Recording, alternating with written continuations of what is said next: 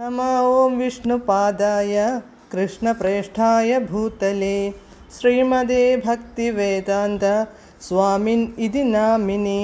नमस्ते सारस्वते देवे गौरवाणी प्रचारिणे निर्विशेषशून्यवादी पाश्चात्यदेशतारिणे। जय श्रीकृष्ण चैतन्य प्रभु नित्यानन्द श्री अद्वैत गदाधर श्रीवासादि गौरभक्तवृन्द। हरे कृष्ण कृष्ण कृष्ण हरे हरे, हरे राम राम राम हरे हरे। हरे कृष्ण कृष्ण कृष्ण हरे हरे, हरे राम राम राम हरे हरे। हरे कृष्ण कृष्ण कृष्ण हरे हरे, हरे राम राम हरे हरे. പരമദിവ്യോത്തമ പുരുഷനായ ശ്രീകൃഷ്ണ ഭഗവാന്റെ കഥകളാണ് ശ്രീകൃഷ്ണ എന്ന പുസ്തകത്തിലൂടെ പറയുന്നത്. ഓം നമോ ഭഗവതേ വാസുദേവായ, ഓം നമോ ഭഗവതേ വാസുദേവായ, ഓം നമോ ഭഗവതേ വാസുദേവായ. നാരായണം നമസ്കൃത്യ നരം ചൈവ നരോത്തമം ദേവീം സരസ്വതീം വ്യാസം തതോ ജയമുദീരയേത്. നഷ്ടപ്രായേഷു ഭദ്രേഷു നിത്യം ഭാഗവത സേവയാ ഭഗവത്യുത്തമശ്ലോകേ ഭക്തിർഭവതി നഷ്ടികി. അധ്യായം 85.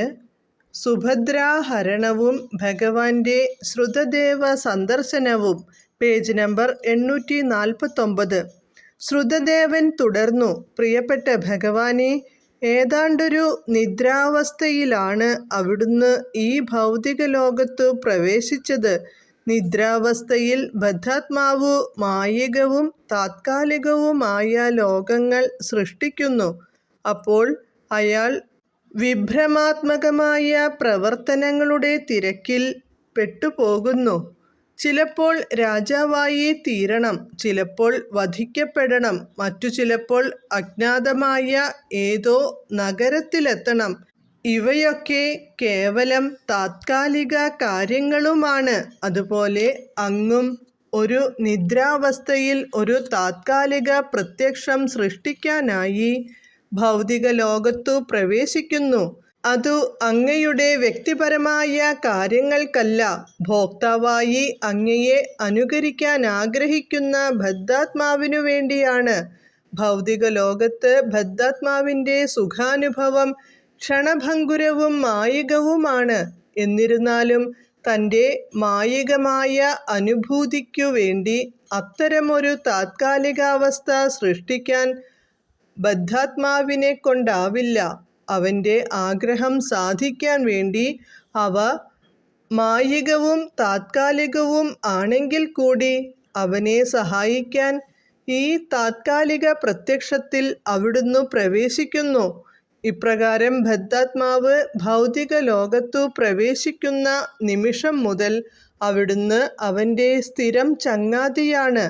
അതിനാൽ ബദ്ധാത്മാവും ഒരു നിർമ്മല ഭക്തനുമായി ബന്ധപ്പെടാൻ ഇടയാകുമ്പോൾ അവിടുത്തെ അതീന്ദ്രിയ ലീലകളെക്കുറിച്ചുള്ള ശ്രവണത്തിൽ തുടങ്ങി അവിടുത്തെ അതീന്ദ്രിയ കർമ്മങ്ങളുടെ കീർത്തനം, ആരാധനം, പ്രാർത്ഥന, അങ്ങയുടെ അതീന്ദ്രിയ പദവിയെക്കുറിച്ചുള്ള സംവാദം മുതലായ ഭക്തിയുത സേവനങ്ങളിലേർപ്പെടും.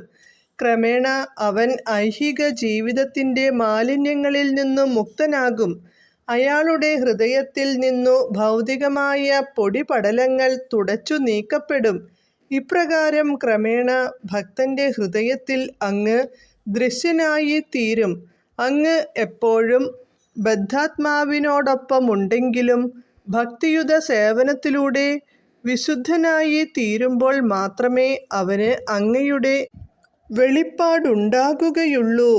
വൈദികാനുസാരം മൂലമോ ആചാരപരമായോ ഫലാനുഭോഗ കർമ്മങ്ങളാൽ വഴി തെറ്റിക്കപ്പെട്ടവരും ഭക്തിയുത സേവനത്തിൽ ഏർപ്പെടാത്തവരുമായ മറ്റുള്ളവർ ജീവിതത്തെക്കുറിച്ചുള്ള ശാരീരിക സങ്കല്പമനുസരിച്ചുള്ള ബാഹ്യസുഖങ്ങളിൽ മയങ്ങിപ്പോകുന്നു. അങ്ങനെയുള്ളവർക്ക് അങ്ങയുടെ വെളിപ്പാടുണ്ടാവുകയില്ല. മറിച്ച് അവരിൽ നിന്നു ബഹുദൂരം അകലെയായിരിക്കും അങ്ങ്. എന്നാൽ അങ്ങയുടെ ഭക്തിയുത സേവനത്തിൽ നിരതനായി നിരന്തരം അങ്ങയുടെ തിരുനാമങ്ങൾ ഉരുവിട്ടു ഹൃദയം വിശുദ്ധമാക്കി തീർത്തിരിക്കുന്നവന് അവൻ്റെ നിത്യസുഹൃത്താണ് അങ്ങെന്നു എളുപ്പം മനസ്സിലാക്കുകയും ചെയ്യാം. ഹരേ കൃഷ്ണ.